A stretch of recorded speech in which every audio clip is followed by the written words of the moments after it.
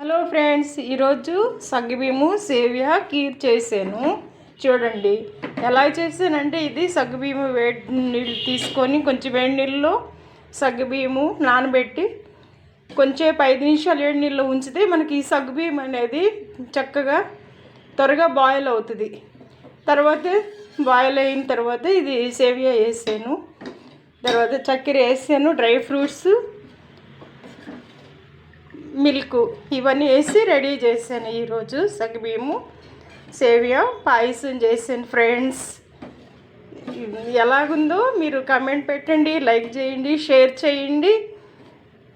మీ అభిప్రాయాలను బట్టి నేను ఇంకా మంచి మంచి వీడియోస్ పెడుతూ ఉంటాను ఫ్రెండ్స్. Okay friends, bye.